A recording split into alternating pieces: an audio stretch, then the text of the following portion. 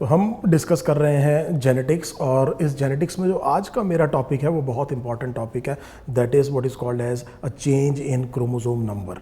सो chromosomal disorders में हम ये देख रहे हैं कि क्रोमोसोम नंबर क्या हो रहा है, चेंज हो रहा है। एक बार दोबारा याद कर लेते हैं कि एक ह्यूमन डिप्लॉयड सेल में 46 क्या होते हैं, क्रोमोसोम्स होते हैं। इसको हम कहते हैं 2n, और इसमें जो बेस नंबर है वो n कितना है, 23। ऐसा मैं इसलिए कह रहा हूँ क्योंकि ये 46 जो हैं वो 23 क्या है बच्चे, पेयर्स हैं, और हर एक पेयर की आपके पास एक दो कॉपीज़ हैं और 2 सेक्स क्रोमोसोम है। ये 44 ऑटोसोम्स हो गए, ये 2 सेक्स क्रोमोसोम हो गए। सो इसका मतलब क्रोमोसोम नंबर 1 की 2 कॉपी, क्रोमोसोम नंबर 10 की 2 कॉपी, क्रोमोसोम नंबर 22 की 2 कॉपी, और अगर फीमेल है तो 2 सेक्स क्रोमोसोम XX, और अगर मेल है तो XY। और हम जैसा बार बार कह रहे हैं कि इन 23 पेयर्स को हम 2 सेट्स बना सकते हैं, हर एक में 22 ऑटोसोम्स और 1 सेक्स क्रोमोसोम है, और उसको मैं बेस नंबर कह रहा हूँ N, विच इज़ 23। सो ये बात आपको समझ में आ गई कि ह्यूमन बीइंग्स में जो बेस नंबर है N वो कितना है, 23। नॉर्मल डिप्लॉयड क्रोमोसोम नंबर कितना है 46 है। अब हम ये देख रहे हैं कि क्रोमोसोमल डिसऑर्डर जो एक तरह के हो सकते हैं, उसमें क्रोमोसोम नंबर किसी आदमी के सेल में क्या हो सकता है, किसी ह्यूमन बीइंग के सेल में क्या हो सकता है, चेंज हो सकता है। अगर ये चेंज एग्जैक्ट मल्टीपल है बेस नंबर n का, सो मान लीजिए human being with having 69 chromosomes, 3 copies of chromosome number 1, 3 copies of chromosome number 2, 3 copies of chromosome number 3, and so on and so fourth. तो उसके पास 3 सेट्स हो जाएंगे, तो इसको हम कहते हैं euploidy. So we are saying that the change in chromosome number is either euploidy, इसको मैं आपको पहले पढ़ा चुका हूं इस यूप्लॉइडी को, जिसमें basically the change number is an exact multiple of the base number n। और आज जो हम पढ़ रहे हैं वो हम पढ़ रहे हैं aneuploidy, where the chromosome number is changed but the change number is not the exact multiple of base number n। That means suppose a person has 47 chromosomes, so or a person has 45 chromosomes, so 45 और 47 23 का exact multiple नहीं है। इसीलिए हम ये कहेंगे कि ये जो केसेस हैं किसके हैं, एन्यूप्लॉइडी के हैं। सो हमें ये समझ में आ गया कि चेंज इन क्रोमोसोम नंबर में एक यूप्लॉइडी हो सकता है और एक एन्यूप्लॉइडी। एन्यूप्लॉइडी में हमने ये कहा the changed number is not an exact multiple of n, base number n। This is absolutely clear now. अब आपको ये बात बहुत अच्छे से समझ में आ गई है कि हम इस चीज को पढ़ रहे हैं। अब हमें देखना ये है कि इस एन्यूप्लॉइडी की वजह क्या हो सकती है।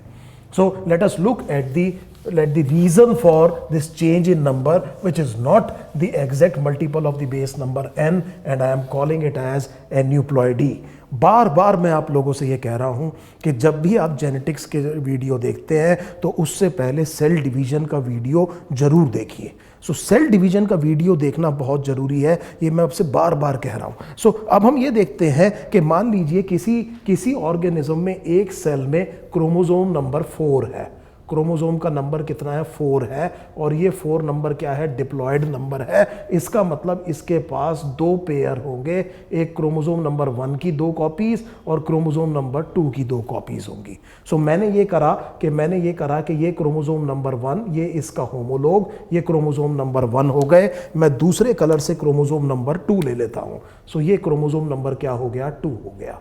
सो ये आपको समझ में आ गया कि इस सेल में यहां पर हमने कहा क्रोमोसोम नंबर कितना है, 4 है, ये डिप्लॉयड नंबर है, और हम ये कह रहे हैं इसके पास 2 पेयर्स हैं। अब आप जानते हैं कि अगर इसमें मियोसिस होगा, अगर इसमें मियोसिस होगा तो आप ये जानते हैं एस फेज के बाद में हर एक क्रोमोसोम की 2-2 क्रोमेटिड हो जाएंगी। दोबारा मैं आपसे ये कह रहा हूं कि आप प्लीज़ अच्छे से एक बार सेल डिवीजन दोबारा पढ़िए और ये आप देख रहे हैं कि हर एक क्रोमोसोम की हमने ये कहा दो दो क्रोमैटिड्स हैं, क्योंकि इन्होंने अपना डीएनए क्या कर लिया है, रेप्लिकेट कर लिया है। तो उस डीएनए को प्लेस करने के लिए क्रोमोसोम की दो दो आर्म्स हो जाएंगी। इन दोनों को हम सिस्टर क्रोमैटिड्स कहते हैं, इनको हम non sister chromatids of homologous chromosomes कहते हैं। हालांकि मुझे ये बात अभी बतानी नहीं चाहिए, लेकिन क्योंकि जो टॉपिक हम पढ़ रहे हैं और कई बच्चों की आदत होती है कि बार बार समझाने के बावजूद वो काम नहीं करेंगे जो उन्हें करना चाहिए। और मैं आपसे बार बार कह रहा हूं कि एक बार सेल डिवीजन पढ़ लीजिए, नहीं तो आप ये कहेंगे कि सर आप ये क्या पढ़ा रहे हैं, प्रॉब्लम आपकी तरफ है। आपको नॉर्मल तरीके से क्या आना चाहिए, मियोसिस आना चाहिए। ये जो एंट्रेंस एग्जाम है बेटे, ये हंसी मजाक नहीं है, it is not a joke. अगर आप अपने लाइफ को इन्वेस्ट कर रहे हैं, अपना टाइम इन्वेस्ट कर रहे हैं, तो उसे ड्यूटीफुली इन्वेस्ट कीजिए ताकि उसका रिजल्ट आए। और इसीलिए ये जो बेसिक्स हैं इनको समझना बहुत जरूरी है। अगर आपने बेसिक्स नहीं समझा, अगर आपने मेहनत नहीं करी, तो नहीं होगा एंट्रेंस एग्जाम में। बड़ी सिंपल सी बात है। आपको टीचर छोड़िए, भगवान भी पढ़ाना शुरू कर दे, अगर आप क्या नहीं करेंगे, तैयारी नहीं करेंगे तो कुछ नहीं होगा। मैं फिर आपसे ये कह रहा हूं कि सेल डिवीजन में आपकी मास्टरी होनी चाहिए जब भी आप क्रोमोसोमल डिसऑर्डर्स के बारे में पढ़ रहे हैं। अब आप ये जानते हैं कि इनके बीच में साइनेप्टोनीमल कॉम्प्लेक्स बनता है, फिर रिकॉम्बिनेशन नोड्यूल अपीयर होता है और क्रॉसिंग ओवर होती है, ये सब आप जानते हैं। और उसके बाद आप ये भी जानते हैं कि एनाफेज 1 में क्रोमोसोम एक दूसरे से क्या होते हैं, सेपरेट होते हैं। अब हम ये कहते हैं कि ये जो सेपरेशन है, separation of the homologous chromosome, क्योंकि मियोसिस 1 के बाद में 2 सेल्स बनेंगे, हर एक पेयर का एक एक होमोलोग एक सेल में चला जाएगा। इसका मतलब क्रोमोसोम नंबर कितना हो जाएगा, हाफ हो जाएगा। ये बात आपको समझ में आ रही है। नॉर्मल मियोसिस में होगा ये कि हम जब इसके 2 सेल्स बनाएंगे तो हर एक पेयर का एक क्रोमोसोम, हमने ये कहा कि एक सेल में जाएगा। This is what we are trying to understand. ये इधर चला गया, ये इधर चला गया। अब आप देख रहे हैं इसमें क्रोमोसोम नंबर 2 है, इसमें भी क्रोमोसोम नंबर 2 है। ओरिजिनली क्रोमोसोम नंबर कितना था, 4 था। एक बात और याद दिला दूं, जब तक दोनों क्रोमैटिड्स एक साथ जुड़े हुए हैं, they are part of the same chromosome. अगर सेंट्रोमियर डिवाइड होकर क्रोमैटिड सेपरेट हो जाते हैं, then they will be individually called as chromosome. अभी हालांकि आपको ये डबल दिखाई दे रहा है, लेकिन ये है एक ही क्रोमोसोम। तो इसमें क्रोमोसोम नंबर कितना रह गया है बच्चे, 2। इसमें भी कितना रह गया है, 2। इसीलिए हम मियोसिस 1 को रिडक्शनल डिवीजन कहते हैं। This is the reason why meiosis 1 is called as the reductional division. अब एक बड़े ध्यान से सुनिए, इसके बाद जब मियोसिस 2 होगा तो हम क्या देखेंगे कि क्या सेंट्रोमियर क्या हो जाएगा, स्प्लिट हो जाएगा एनाफेज 2 में, और क्रोमैटिड्स एक दूसरे से अलग हो जाएंगे। इससे भी 2 डॉटर सेल्स बनेंगे, इससे भी 2 डॉटर सेल्स बनेंगे, इनको हम गैमेट्स कहेंगे। और इसमें एक एक क्या आ जाएगी, सब में क्रोमैटिड आ जाएगी। और यहां पर भी एक एक क्या आ जाएगी बच्चे, शाबाश, क्रोमैटिड आ जाएगी। इसका मतलब ये क्रोमोसोम नंबर कितना है, n है, n is equal to 2। This is what happens in normal meiosis. This separation of chromosome is called as disjunction, is called as disjunction. इस सेपरेशन ऑफ क्रोमोसोम को हम क्या कहते हैं बेटा, डिसजंक्शन कहते हैं। ये डिसजंक्शन माइटोसिस में भी हो सकता है। आप हायर क्लासेस में देखेंगे कि माइटोसिस के नॉन डिसजंक्शन की क्या वजह है और कैसे होता है और उसका क्या असर आता है। हमें आज अपने लेक्चर में ज़्यादा ये देखना है कि जो मियोसिस हो रहा है उसमें जो नॉन डिसजंक्शन हो रहा है उसके क्या इफेक्ट होते हैं। और ये नॉन डिसजंक्शन मियोसिस 1 में भी हो सकता है और मियोसिस 2 में भी हो सकता है। मियोसिस 1 में होमोलोगस क्रोमोसोम्स डिसजंक्शन में जा रहे हैं, और हम यहां पर मियोसिस 2 में क्या देख रहे हैं, क्रोमैटिड्स किस में जा रहे हैं, डिसजंक्शन में जा रहे हैं। अगर डिसजंक्शन का मतलब क्रोमोसोम्स का सेपरेट होना है, तो इमीडिएटली आप नॉन डिसजंक्शन का मतलब समझ गए होंगे कि कोई एक पेयर अगर if it fails to separate, तो हम ये कहेंगे it has undergone non disjunction. That means failure of the chromosomes to separate at meiosis 1 will be called as non-disjunction. Failure of the sister chromatids to separate at meiosis 2 will also be called as non-disjunction. This non-disjunction can occur in meiosis 1 during gamete formation, can occur in meiosis 2 in gamete formation. I hope this thing is absolutely clear. अब अगर हम ये देखें कि मान लीजिए कि यहां पर non-disjunction meiosis 1 में होता है, इसको ऐसे देखते हैं कि अब हम, ये तो हमने नॉर्मल डिसजंक्शन से देखा कि 4 गैमेट बन गए और चारों गैमेट में आपका क्रोमोसोम नंबर n और डीएनए कंटेंट C है। That means they are haploid और सब में क्रोमोसोम नंबर कितना है बच्चे, n है। ये बात आप बहुत अच्छी तरह से समझ गए।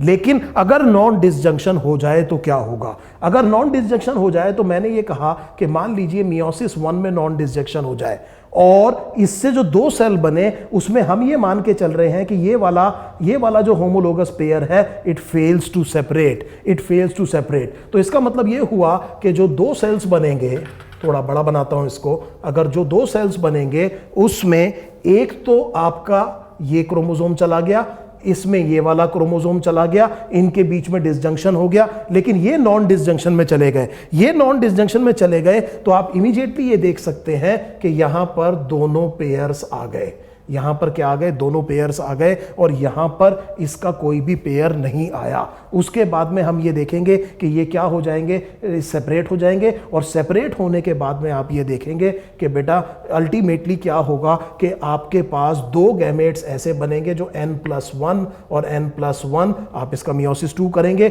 और इसमें केवल n-1 और n-1, क्योंकि जब ये दोनों सेपरेट होगा तो एक एक क्रोमोसोम रह जाएगा। ऐसा होगा मियोसिस 1 में और इमीडिएटली आप देख रहे हैं कि इस नॉन डिसजंक्शन की वजह से क्रोमोसोम नंबर क्या हो गया है, चेंज हो गया है। एक गैमेट में क्रोमोसोम नंबर कितने चले गए, 3, दूसरे में भी कितने चले गए, 3, एक में केवल कितना रह गया, 1। नॉर्मल बेस नंबर n कितना था बेटे, 2। जिसमें 3 गए उसे आप कहेंगे n+1 और जिसमें 1 रह गया उसे आपने कहा n-1। इसका मतलब इस इंडिविजुअल ने जो 2 गैमेट्स बनाए, जो 4 गैमेट्स बनाए, उनमें से 2 तो क्या है, n+1 है और 2 क्या है, n-1 है। ये बात आपको अच्छे से समझ में आ गई। अब आप इमेजिन ये कीजिए कि जब ये फर्टिलाइज करेंगे एक इस तरह के गैमेट को जिसमें नॉर्मल क्रोमोसोम नंबर है n, तो what will be the result of fertilization by this gamete? So this gamete fertilized zygote will have 2n+1 number. आप देख सकते हैं n+1 यहां से आएंगे, n यहां से आएंगे, इसमें टोटल क्रोमोसोम नंबर कितना होगा, 2n+1 और इसी तरह से यहां पर क्या होगा, 2n-1। दैट मीन्स यहां पर हमें 5 क्रोमोसोम दिखाई देंगे, यहां पर हमें 3 क्रोमोसोम दिखाई देंगे। हम बात कर रहे हैं एक ऐसे ऑर्गेनिज्म की जिसमें क्रोमोसोम नंबर कितना है, 4 है। इस बात को मैं दोबारा एक डायग्राम से आपको सिखा करके फिर वापस आता हूं बोर्ड के ऊपर। आप एक डायग्राम देखिए बड़े ध्यान से और देखते हैं इसमें, इधर देखिए ध्यान से। ये जो पहला डायग्राम है इसमें नॉर्मल मियोटिक डिवीजन हो रहा है। इसमें भी आप देख रहे हैं टोटल नंबर ऑफ क्रोमोसोम कितना है, 4 है। और आप ये देख रहे हैं कि मियोसिस 1 में ये डिसजंक्शन हो गया, दोनों होमोलोगस क्रोमोसोम एक दूसरे से क्या हो गए, सेपरेट हो गए। और आप ये समझ पा रहे हैं कि उसके बाद में मियोसिस 2 में दोनों क्रोमेटिड सेपरेट हो गए और चारों गैमेट्स क्या बन गए बच्चे, n बन गए। चारों गैमेट्स क्या बन गए, n। This is absolutely clear. ये बात हमें समझ में आ गई, ये नॉर्मल मियोटिक डिवीजन में होगा। लेकिन अगर नॉन डिसजंक्शन मियोसिस 1 में हो गया, जो मैंने आपको बताया था, तो आप ये समझ गए कि ये जो पेयर है ये एक ही सेल में चला गया। अब इसमें प्रॉब्लम ये होगी कि 2 गैमेट्स कैसे बनेंगे, n+1 और 2 गैमेट्स कैसे बनेंगे, n-1। नॉन डिसजंक्शन मियोसिस 2 में भी हो सकती है। इधर देखिए यहां पर दोनों पेयर्स एक दूसरे से सेपरेट हो गए हैं, लेकिन फिर उसके बाद में एक पेयर में दोनों क्रोमेटिड्स एक दूसरे से सेपरेट नहीं हुए। यहां पर देख रहे हैं ये दोनों क्रोमेटिड एक दूसरे से सेपरेट नहीं हुए, इसमें जो दोनों क्रोमेटिड है वो एक दूसरे से क्या हो गए, सेपरेट हो गए। तो क्योंकि यहां पर मियोसिस 2 में नॉन डिसजंक्शन हुआ है तो यहां पर 2 गैमेट्स नॉर्मल बन रहे हैं और 2 गैमेट्स एबनॉर्मल, जिसमें एक n+1, एक n-1, एक n और एक n। ये बहुत इंपॉर्टेंट ग्राफ है, इसको बड़े ध्यान से समझिए कि अगर नॉन डिसजंक्शन मियोसिस 1 में हो रहा है तो 2 गैमेट, सारे गैमेट्स बेटे उनमें एबनॉर्मल नंबर ऑफ क्रोमोसोम्स होगा। अगर ये मियोसिस 1 में हो रहा है 2 गैमेट्स में n+1 और 2 गैमेट्स में n-1। लेकिन अगर नॉन डिसजंक्शन मियोसिस 2 में हो गया तो 2 नॉर्मल गैमेट्स बनेंगे और एक गैमेट n+1 और एक गैमेट n-1 बनेगा। I hope this is absolutely clear. So हमें यह समझ में आ गया कि अगर मियोसिस 1 में नॉन डिसजंक्शन हो रहा है तो हमने ये देखा कि चारों गैमेट्स में क्रोमोसोम नंबर ऑल्टर्ड होगा, 2 में ज्यादा होगा एक, और 2 में एक क्या हो गया, कम हो गया। इसी तरह से हमने देखा कि अगर मियोसिस 2 में ये काम हुआ है तो मियोसिस 2 में इस काम को हमने ये समझने की कोशिश करी कि यहां पर हमने ये देखा कि 2 गैमेट्स क्या बनेंगे, नॉर्मल बनेंगे, और एक गैमेट n+1 बनेगा और एक गैमेट n-1 बनेगा। अब क्योंकि इसके बाद मैंने आपसे ये बताया था कि ये जब एबनॉर्मल गैमेट्स फर्टिलाइज करेंगे दूसरे सेक्स के नॉर्मल गैमेट को, तब इंडिविजुअल में एन्यूप्लॉइडी होगी। एन्यूप्लॉइडी होगी, आप ये समझ गए कि अगर n+1 गैमेट अगर दूसरे सेक्स के n गैमेट को फर्टिलाइज करेगा तो then the person will be having aneuploidy, will be having 1 more chromosome, and if it is fertilised by n-1 then will have a chromosome less. हमारे example में क्योंकि 4 है तो इस इंडिविजुअल में 5 क्रोमोसोम होंगे और इस इंडिविजुअल में 3 क्रोमोसोम होंगे। ये दोनों इसके बेस नंबर n का एग्जैक्ट मल्टीपल नहीं है, इसीलिए इन दोनों को हम क्या कहते हैं, एन्यूप्लॉइडी कहते हैं। क्या कहते हैं, एन्यूप्लॉइडी कहते हैं। आई hope this thing is absolutely clear. एक बात इमीडिएटली आपको समझ में आ गई होगी कि अगर मियोसिस 1 में नॉन डिसजंक्शन हो रहा है तो चांसेस क्रोमोसोम नंबर चेंज होने के रिजल्टेंट प्रोजेनी में ज्यादा है क्योंकि हर एक गैमेट की इक्वल प्रोबेबिलिटी होती है क्या करने की, दूसरे सेक्स के गैमेट को फर्टिलाइज करने के।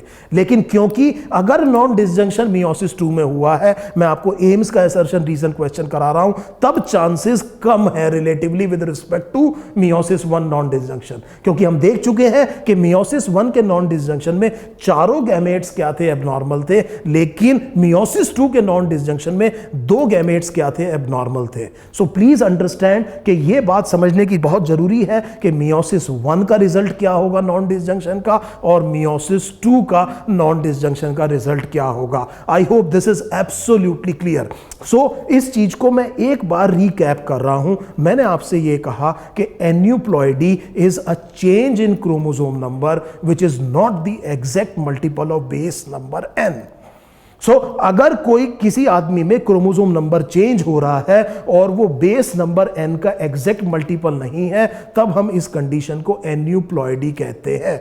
सो फॉर एग्जांपल, ह्यूमन बीइंग्स में एन इंडिविजुअल विद 47 क्रोमोसोम्स और 45 chromosomes will be called as aneuploid. क्या कहेंगे इसको, एन्यूप्लॉइड कहेंगे। ये बात आपको समझ में आ गई।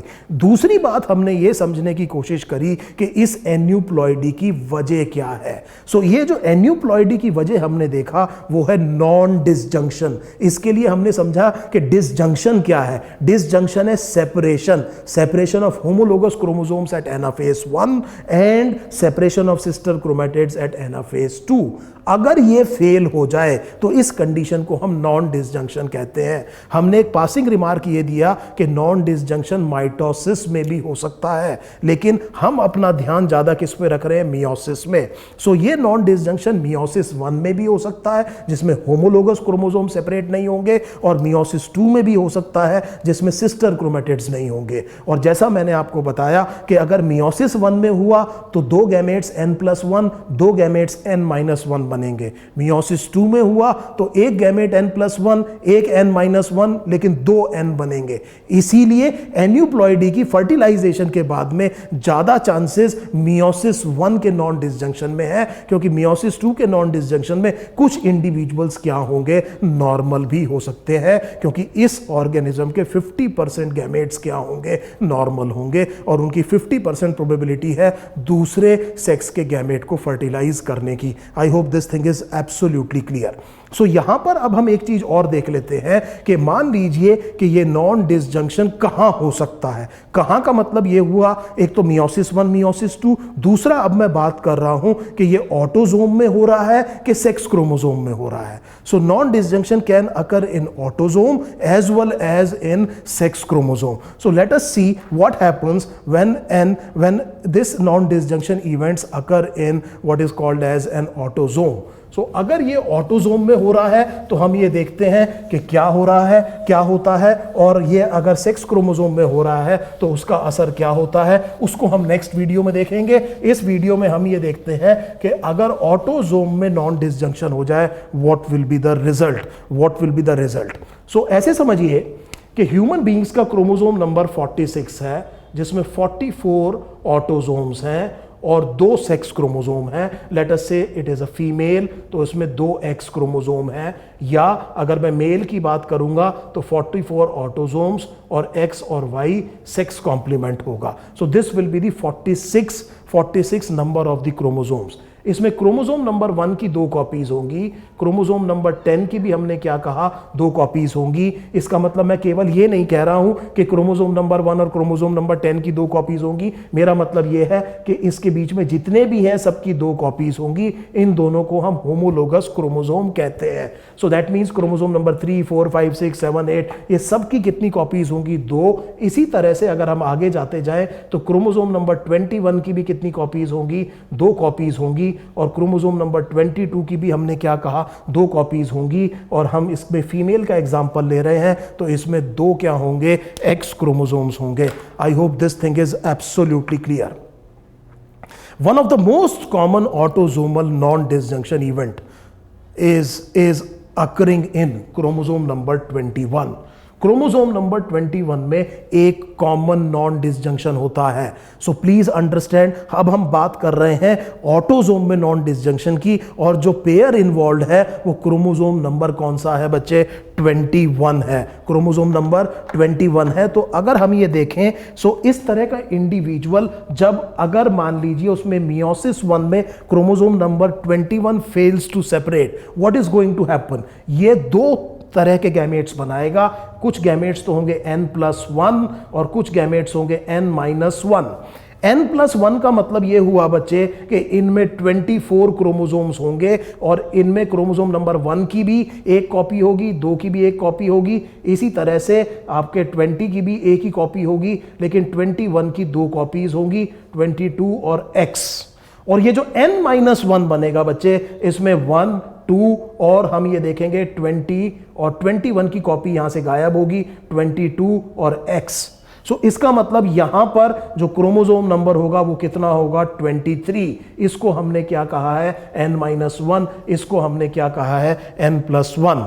So now this individual is producing a gamete which is n+1 and another gamete which is n-1. We are looking at this n+1 right now. So जब ये n+1 दूसरे सेक्स के 23 गैमेट्स से क्या करेगा कि गैमेट्स 23 क्रोमोसोम्स वाले gamete से क्या करेगा, फर्टिलाइज करेगा, then the resultant zygote will have a chromosome complement of 2n+1.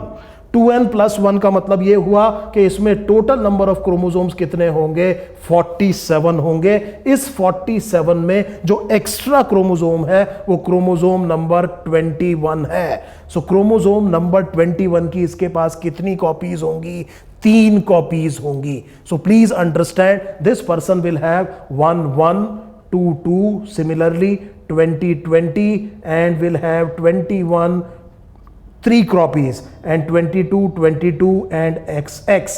इस इंडिविजुअल को आपने कहा 2n+1, 2n+1। अब इधर एक बात और समझ लीजिए, यहां पर ये जो 2n+1 कंडीशन है, बड़े ध्यान से मेरी बात को सुनिएगा, ये आपको बहुत अच्छे से समझ में आ गया होगा कि ये किस तरह से क्रोमोसोम नंबर 21 की 3 कॉपीज हुई। इसको हम फिर बता रहे हैं। एक इंडिविजुअल मोस्ट लाइकली ये फीमेल होगी, most likely, not exclusively, most likely क्या होगी, फीमेल होगी, और इस फीमेल की एज थोड़ी ज्यादा होगी। इसके बारे में अभी हम डिटेल में देखेंगे। उसमें हमने ये कहा कि मियोसिस 1 में नॉन डिसजंक्शन हो गया क्रोमोसोम नंबर 21 का, तो उसके जो 50% जो गैमेट्स हैं उसमें हमने क्या देखा कि अल्टीमेटली आप ये समझ लीजिए कि कितने आए बेटे, n+1, और 50% में क्या आए, n-1। और एक और बहुत इंपॉर्टेंट बात है, हमेशा याद रखिएगा, फीमेल रिप्रोडक्टिव फिजियोलॉजी में एक ही ओवम बनता है, एक प्राइमरी oocyte से एक ही ओवम बनता है। यह बात जरूर अपने माइंड में रखिए। Now I am talking to some very good students जो कि इस वीडियो को देख रहे हैं, वो समझ पा रहे होंगे अगर आपने सेल डिवीजन और रिप्रोडक्टिव सिस्टम पढ़ा है तो मैं क्या कह रहा हूं। मेल में तो बेटे एक सेल से 4 गैमेट्स बनने हैं, एक प्राइमरी स्पर्मेटोसाइट से 4 क्या बनने हैं, स्पर्म्स बनने हैं। लेकिन फीमेल में एक ही क्या बनना है बच्चे, ओवम। आपको पता है कि 3 पोलर बॉडी क्या हो जाती हैं, डीजेनरेट हो जाती हैं। सो ये सारी कंसिडरेशंस अपने दिमाग में रखिए। इस वीडियो को बार बार देखिए। अगर अभी आपको बहुत ज़्यादा समझ नहीं आ रहा है तो दोबारा सेल डिवीजन देख करके फिर देखिए जो मैं आपको पढ़ा रहा हूं। It is a very very important concept. So अब हमने ये कहा कि इस 21 क्रोमोसोम का नॉन डिसजंक्शन हो गया मियोसिस 1 में। अब इस फीमेल में एक गैमेट बना n+1, जो मेल के n गैमेट से क्या हुआ, फ्यूज हुआ, फर्टिलाइज हुआ। तो जो रिजल्टेंट जाइगोट है उसमें 47 क्रोमोसोम्स आ गए। 24 मदर के गैमेट से, 23 जो नॉर्मल मेल गैमेट है उससे। सो टोटल क्रोमोसोम्स कितने आ गए, 47। इस 47 में 45 ऑटोसोम्स है और 2 सेक्स क्रोमोसोम है। और ये जो एक एक्स्ट्रा ऑटोसोम है ये 21st क्रोमोसोम है। कौन सा है, 21st क्रोमोसोम है। सो इसका मतलब यह हुआ कि अगर मैं एक कंडीशन लूं 2n which is the normal diploid condition, so 2n-1 में किसी एक क्रोमोसोम की केवल एक ही कॉपी होगी, किसी एक क्रोमोसोम की केवल एक ही कॉपी होगी, किसमें, 2n-1 में। इसीलिए इस कंडीशन को हम कहेंगे monosomy. So please understand what is mono. Mono का मतलब है किसी एक क्रोमोसोम की एक ही कॉपी है। इसी राशनेल से 2n+1 को हम कहेंगे ट्राइसोमी। क्या कहेंगे, trisomy. This is absolutely clear. 2n-2 एक क्रोमोसोम का पेयर बिल्कुल गायब है, इसे हम कहेंगे नलीसोमी। बहुत सारी चीजें ये एकेडमिक इंटरेस्ट की हैं क्योंकि इनका सर्वाइवल आप समझ सकते हैं पॉसिबल बहुत रेयर होगा। और 2n+2 will be tetrasomy, will be tetrasomy. इसका मतलब किसी एक क्रोमोसोम की कितनी कॉपीज है, 4। और इसमें देखिए एक, अगर मैंने 2n+1+1 लिखा तो ये 2n+2 नहीं है, ये अलग अलग क्रोमोसोम की ट्राइसोमी है। इसको मैं डबल ट्राइसोमी कहूंगा।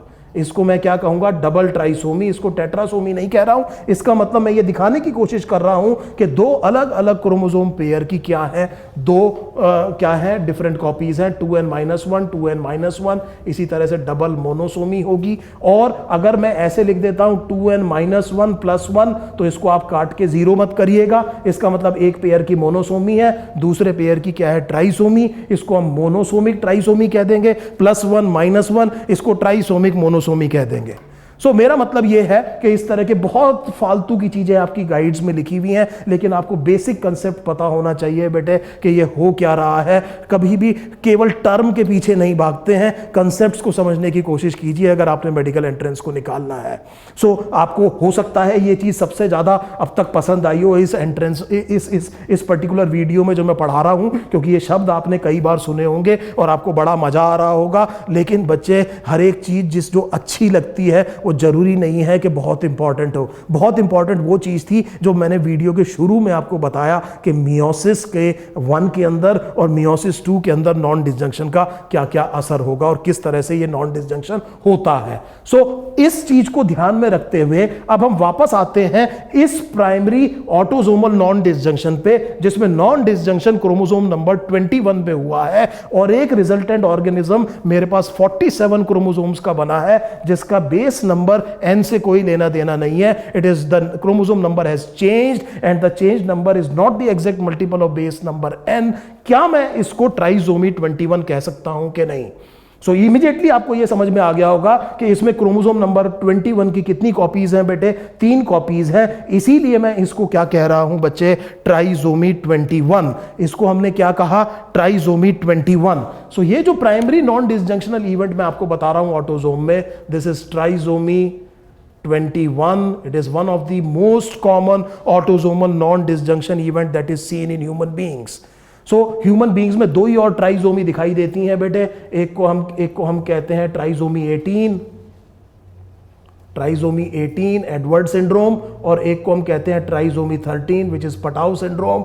इसका मतलब ये बात मैं यहाँ पे लिख इसलिए नहीं रहा हूँ क्योंकि मैं नहीं चाहता कि आप फालतू की बात याद रखें, इनके अलावा और ज्यादा ट्राइजोमी सर्वाइव नहीं करती है। तो सबसे कॉमन ट्राइजोमी जो ह्यूमन बींग्स में सर्वाइव करती है वो ट्राइजोमी 21 है, और इस ट्राइजोमी 21 को after the name of a scientist which is Langdon Down we call it as Down syndrome.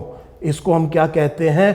Down syndrome कहते हैं। This is absolutely clear. So हमें यह समझ में आ गया कि हमने जिस ऑटोसोमल नॉन डिसजंक्शन इवेंट की बात करी है वो क्या है? Down syndrome. It is named after this great scientist called as Langdon Down and it is basically trisomy 21। The cause is non disjunction in the autosome number 21 in meiosis 1 and most likely in female, not exclusively, believe me, मैं क्या कह रहा हूं, most likely in female, and most likely this female will be having a higher age. एक बात बड़े ध्यान से सुन लीजिए बेटे, this is a disorder, this is not a mutation, this is nothing like that, it is a failure of machinery of cell division. So please understand, ये जो non disjunction हो रहा है ये कोई परमानेंट जेनेटिक चेंज इस तरह की कहानी नहीं हो रही है। इसको ये समझिए कि इसमें सेल डिवीजन फेल हो रहा है, और इसका मतलब ये हुआ कि डिसजंक्शन नहीं हो रहा है। So it is caused by a failure of the machinery of the cell division. So please understand, we do not expect them to be running in families. We do not expect these type of syndromes to be inherited normally. Now please understand at the outset कि normally हम नहीं समझते कि ये families में run करेगा, क्योंकि हमें ये पता है कि इसमें actually क्या हुआ है, cell division की machinery क्या हुई है, fail हुई है। अब एक बात सोचने की है कि मैं बार बार फीमेल की बात क्यों कर रहा हूं। मैं फीमेल की बात इसलिए कर रहा हूं, फिर आप रिप्रोडक्टिव सिस्टम पे जाइए। रिप्रोडक्टिव सिस्टम में आप ये जानते हैं कि फीमेल जितने भी ओवम प्रोड्यूस करेगी वो फीटल लाइफ में ही क्या हो जाते हैं, बन जाते हैं और अरेस्ट हो जाते हैं मियोसिस शुरू करने के बाद में। सो इसका मतलब वो बहुत साल तक अरेस्टेड रहते हैं। So that means at birth the female is having, female जो ओवम की जगह क्या होता है, फॉलिकल में प्राइमरी oocyte होता है, that is arrested at meiosis 1, you know this। और उसके बाद प्यूबर्टी तक, और प्यूबर्टी के बाद में ये क्या होना शुरू होता है, बच्चे डेवलप होना शुरू होता है फॉलिकल। फिर मैं बता रहा हूं फीमेल में बर्थ से पहले सारे के सारे वो जो फ्यूचर ओवम है वो बन जाते हैं, लेकिन वो किस स्टेज की डेवलपमेंट में होते हैं, प्राइमरी oocyte की, जिसने मियोसिस 1 शुरू तो किया है, खत्म नहीं किया, क्योंकि वो इतने साल तक अरेस्टेड हैं। तो इसीलिए ये चांसेस नॉन डिसजंक्शन के किस में है, फीमेल्स में है, और जितनी ज्यादा एज होगी उतना लंबा अरेस्ट होगा, और इसीलिए उतने ज्यादा चांसेस हैं कि इसमें नॉन डिसजंक्शन हो जाए। ऐसा नहीं है कि डाउन सिंड्रोम मेल में नॉन डिसजंक्शन से नहीं हो सकता, लेकिन फीमेल में नॉन डिसजंक्शन की वजह ज्यादा होगी। आई hope this thing is absolutely clear. अगर मैं प्रीनेटल बर्थ से पहले डायग्नोसिस करने की कोशिश करूं तो मैं एक फ्लूइड एक बाहर निकालूंगा, बच्चे के पेट, बच्चे के जो सराउंडिंग जो एमनियोटिक फ्लूइड होती है उसको बाहर निकालूंगा, उसमें फीटल सेल से कैरियोटाइप करूंगा। सो अगर मैं इसका कैरियोटाइप देखूं तो आप ये देखिए कि इस कैरियोटाइप में आपको किस तरह की चीज दिखाई देगी। अगर आप देखें, हमने एक ऐसे बच्चे का कैरियोटाइप यहाँ पे दिखाया, बर्थ से पहले हमने एक किया है, और अगर आप बड़े ध्यान से देखें तो यहाँ पर आप इमीडिएटली देख पा रहे हैं कि क्रोमोसोम नंबर 21 की कितनी कॉपीज़ है बच्चे, 3 कॉपीज़ है। हर एक क्रोमोसोम की कितनी कॉपीज़ हैं, 2 कॉपीज़। तो इसका मतलब इसमें टोटल नंबर ऑफ ऑटोसोम्स 45 हो गए और 2 एक्स क्रोमोसोम हो गए। So this female baby is suffering from Down syndrome, we know this, and this is a very important use of amniocentesis and chorionic villus sampling where prenatal diagnosis of such type of chromosomal abnormalities is possible. Can you see that the chromosome number is 47 with 21 chromosome having 3 copies? I hope this thing is absolutely clear. So हो सकता ये बात आपको अब बहुत अच्छे से समझ में आ गई होगी। अब हम डाउन सिंड्रोम के थोड़े से फीचर्स की बात करते हैं कि डाउन सिंड्रोम में प्रॉब्लम क्या होती है। देखो बेटे, mental retardation is one of the most common problem in person suffering from Down syndrome. So down syndrome में हमने क्या कहा, मेंटल प्रॉब्लम्स बहुत कॉमन होती हैं। इसी तरह से अगर आप ये देखें तो एपिकेंथल आई फोल्ड्स, ओवरराइडिंग आईब्रोज, इस तरह की स्लांटिंग आईब्रोज ये होती हैं। अगर आप देखेंगे टंग उनकी बड़ी होती है, ठीक है, उनका जो माइक्रोसेफेली, सिर का साइज क्या होता है, छोटा होता है, और कोर्स स्ट्रेट क्या है, हेयर्स हैं, हाइट भी क्या होगी, छोटी होगी, ऑब्वियसली सब नॉर्मल मैं आपको बता चुका हूं क्या होगा, इंटेलिजेंस होगा, उनमें ल्यूकीमिया के चांसेस बहुत ज़्यादा होते हैं, so that means the chances of leukaemia are much higher. Recurrent क्या हो सकते हैं, इन्फेक्शन हो सकते हैं, हाथ में केवल एक ही लाइन हो सकती है, इसे हम कहते हैं सिंगल पामर क्रीज, और पैर में जो ग्रेट टो है और जो पहली डिजिट है उसके बाद में उसके बीच में गैप ज़्यादा होता है। सो ये कुछ सिम्टम्स मैं आपको बता रहा हूं जो किसके हैं, डाउन सिंड्रोम। ये मैं आपको एक पहले वीडियो में बता चुका हूं कि अगर कोई डिजीज बहुत सारी चीजों को अफेक्ट कर रही है तो उसे हम क्या कहते हैं, सिंड्रोम कहते हैं। सो एक बार मैं आपको कुछ common sign and symptoms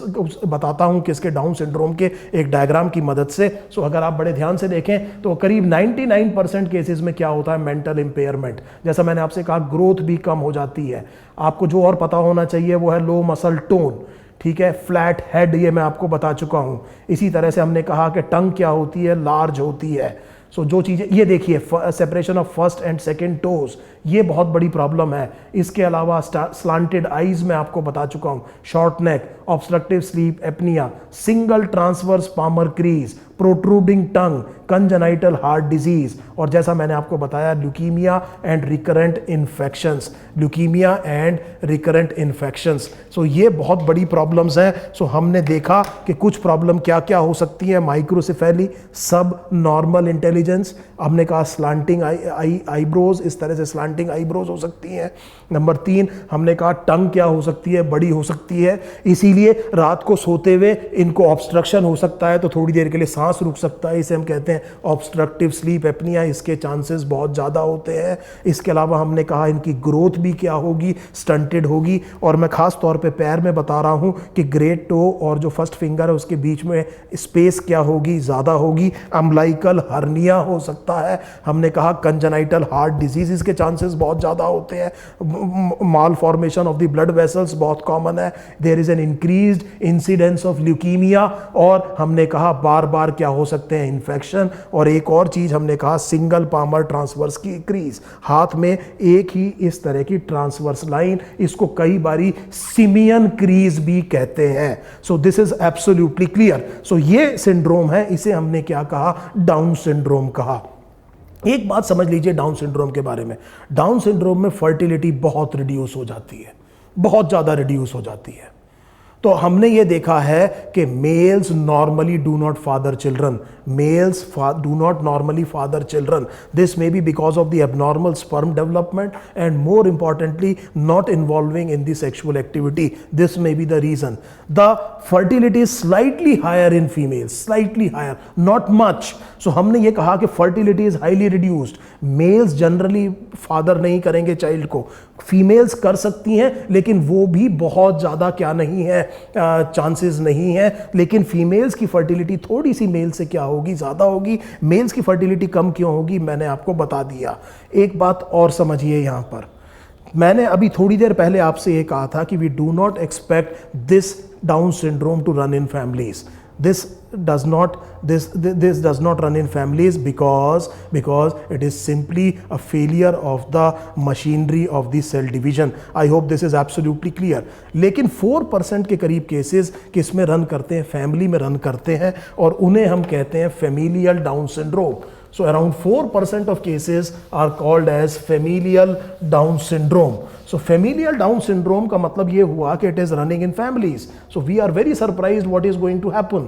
So ये क्या हो रहा है, ऐसा क्यों हो रहा है, क्योंकि अभी तो हम देख करके आए हैं कि they are not expected to run in families. So इनमें एक तरह का ट्रांसलोकेशन होता है, आपको बहुत ज़्यादा जानने की ज़रूरत नहीं है, लेकिन ट्रांसलोकेशन शब्द जरूर याद रखिए क्योंकि आप जानते हैं इसके बारे में, रॉबर्टसोनियन ट्रांसलोकेशन कहते हैं। लेकिन मेन चीज़ ये है कि क्रोमोसोम नंबर 21 का एक टुकड़ा ट्रांसलोकेट होकर के क्रोमोसोम नंबर 14 पे आ जाता है।